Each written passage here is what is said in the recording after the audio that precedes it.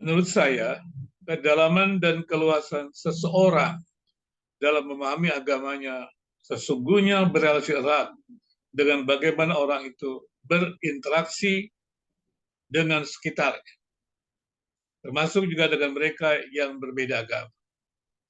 Karena agama bukan hanya mengajarkan hubungan manusia dengan manusia, tetapi hubungan manusia dengan penciptanya. Atau lebih tepatnya, agama bukan hanya mengajarkan hubungan manusia dengan penciptanya, tapi juga dengan sesamanya.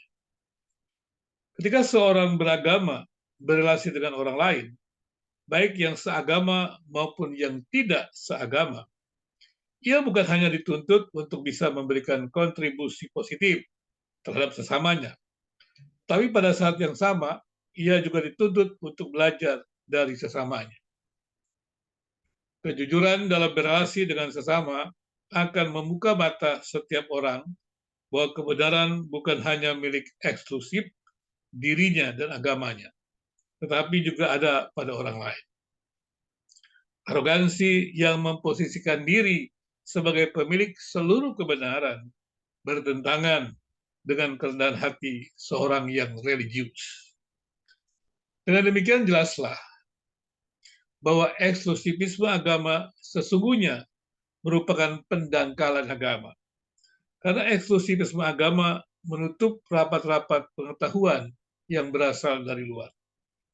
Cara beragama seperti inilah yang perlu diwaspadai karena bisa melahirkan polarisasi agama yang kemudian bisa menutup dialog agama. Suatu kondisi kehidupan agama-agama yang menyimpan potensi konflik yang amat besar. Tidak sulit untuk memahami bahwa kualitas pemahaman seseorang terkait erat dengan kuantitas pemahaman yang dimilikinya.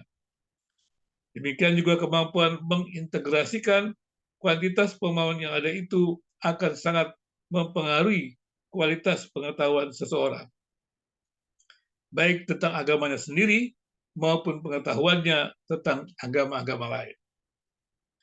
Seorang yang semakin religius mustahil menjadi makin eksklusif. Dengan kata lain, seorang yang makin religius pastilah seorang yang toleran, karena ia tak terbiasa menerima perbedaan dan mampu melihat perbedaan sebagai suatu berkat, bukannya malapetaka. Kesediaan mendengar orang lain dan menerima perbedaan-perbedaan awalnya memang menyakitkan. Namun ketika kesabaran menerima perbedaan itu kemudian membuat wawasan seseorang semakin luas dan makin meningkatkan kualitas pengetahuannya, baik tentang sesama maupun tentang agama-agama lain, dan juga agama yang dianutnya, kesakitan itu tidak lagi dirasakan. Karena kebaikan yang dia terima melampaui kesakitan yang dialami.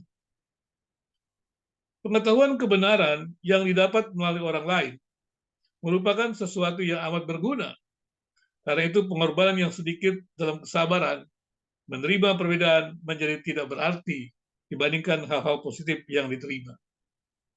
Dengan demikian jelaslah tesis yang mengatakan bahwa kehidupan yang makin religius berbanding lurus dengan potensi konflik agama adalah tidak tepat.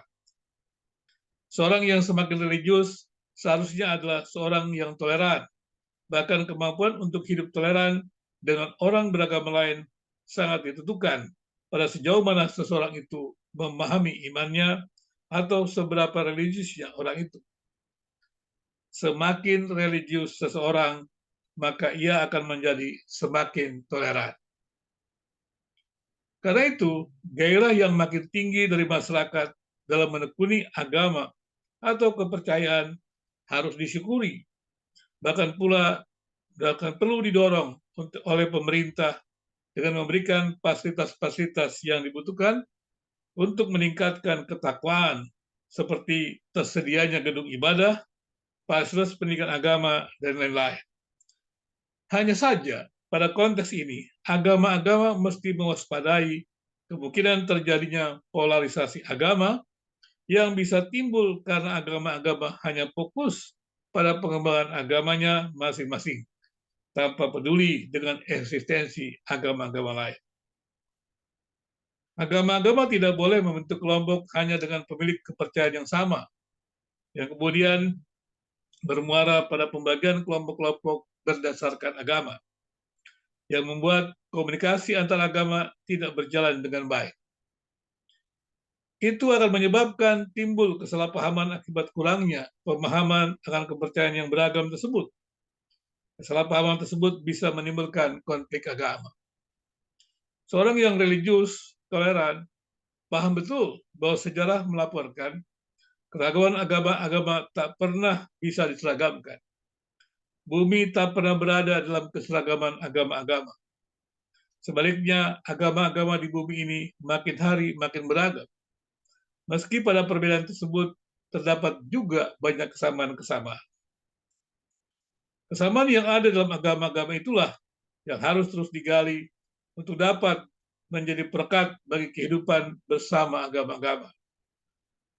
Menjadi religius mestinya juga memahami interdependensinya terhadap agama-agama lain, serta mampu membuka diri dalam dialog dengan agama-agama lain yang didasarkan pada pengakuan terhadap pluralisme agama.